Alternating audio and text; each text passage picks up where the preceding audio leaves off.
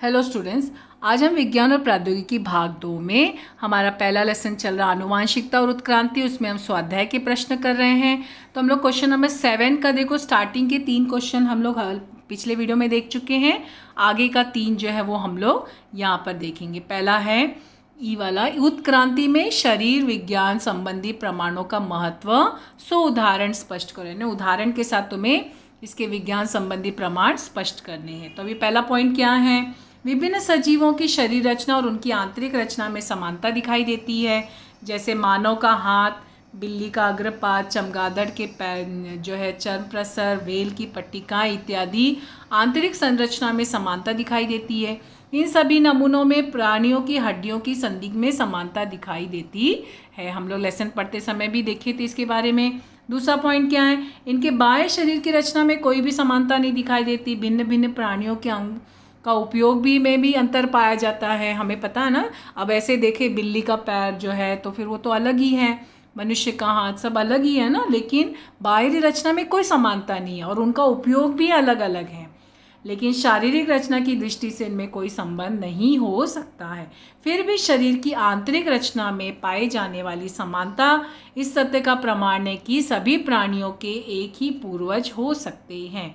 इस प्रकार शरीर की आंतरिक संरचना का प्रमाण उत्क्रांति की प्रक्रिया पर प्रकाश डालता है। नेक्स्ट क्वेश्चन, जीवाश्म क्या है यह बताकर उत्क्रांति के लिए प्रमाण के रूप में जीवाश्म को प्रमाण माना जाता है। उदाहरण के साथ हमें स्पष्ट करना है। पहले तो देखो जीवाश्म क्या है, तो यहाँ पर देखो उत्क्रांति की प्रक्रिया के लिए जीवाश्म विज्ञान संबंधी प्रमाण प्रदान करता है। प्राचीन काल में क्या होता है, जब कुछ आपदाएं आ गई थीं तो सजीव क्या हुए, पृथ्वी में की मिट्टी में दब गए। आपदाएं हमें पता ना, कई प्रकार की आपदाएं आती हैं। तो जो सजीव थे वो क्या हुए, मिट्टी में दब गए। और फिर मिट्टी में दब गए तो क्या हुआ, सजीवों के चिन्ह व अवशेष पृथ्वी की भूमि पर दबे हुए तथा संरक्षित हैं। क्योंकि वो जब मिट्टी में दब गए ना तो वहाँ क्या होता है, अनाक्सीकरण की प्रक्रिया होती है। और अनाक्सीकरण की प्रक्रिया होने पर क्या होता है, चट्टान का रूप ले लेते हैं ना। तो चट्टान का रूप उसी आकार में, जैसे उनका आकार रहता है ना वैसे ही रहता है। लेकिन जब ज्वालामुखी की गर्म ज्वाला ऐसे सजीव के मृत शरीर को सुखाकर उनके चिन्ह का जाल बिछा देती है, ऐसी सभी रचनाएं जीवाश्म का निर्माण करती हैं।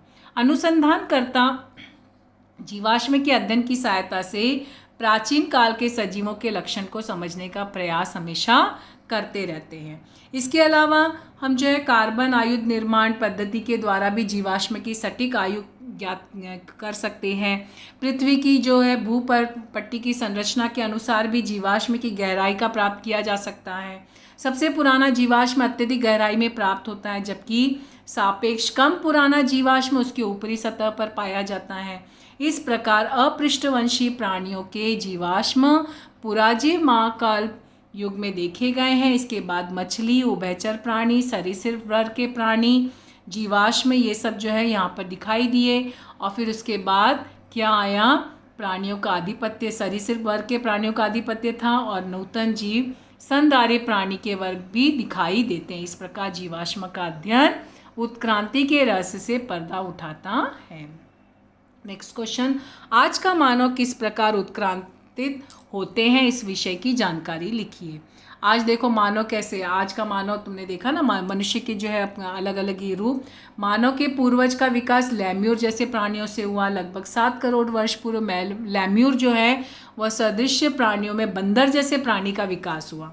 फिर 4 करोड़ वर्ष पूर्व क्या हुआ, अफ्रीका में बंदर सदृश्य प्राणियों की पूंछ क्रमशः धीरे धीरे अदृश्य होने लगी।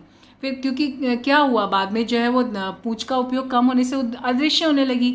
इसी के साथ साथ उसके शरीर और मस्तिष्क का आकार भी बढ़ने लगा, हाथ का भी विकास होने लगा और हाथों में अंगूठे का विकास हुआ, हाथों की हथेली का संपूर्ण विकास हो। इस प्रकार ऐप जैसे प्राणियों का विकास हुआ।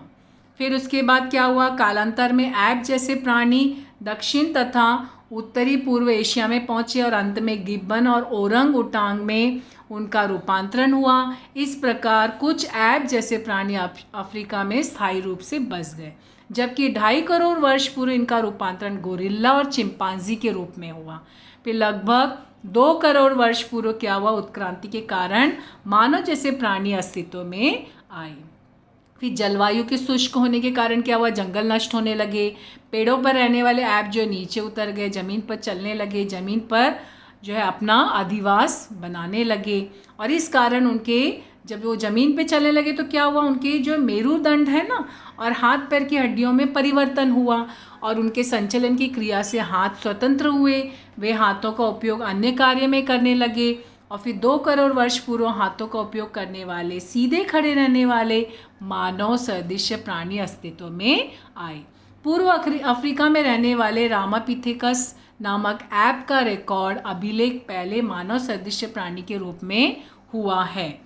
अफ्रीका से रामापिथिकस, फिर उसके बाद ऑस्ट्रेलिया लोपिथिकस, नियंदरथलैंड मानव को क्रो-मैग्नन मानव, फिर मानव उत्क्रांति की यह सभी महत्वपूर्ण सोपान है। इस प्रकार नियंदर जो है ये थाल मानव को प्रथम बुद्धिमान मानव कहा गया है। फिर मानव को में होने वाले विकास ने मानव को अत्यधिक विचारशील और बुद्धिमान प्राणी बनाया। फिर जब मानव ने खेती, पशुपालन, कला, विज्ञान विकास आरंभ किया तब जैविक विकास से अधिक संस्कृति का विकास हुआ। 200 वर्ष पूर्व क्या हुआ, औद्योगिक अनुसंधान आरंभ हुआ और मानव आज पृथ्वी पर शासन कर रहा है। तो इस प्रकार से क्वेश्चन नंबर 7 हमारा कंप्लीट होता है और ये चैप्टर जो हमारा कंप्लीट होता है। Thank you.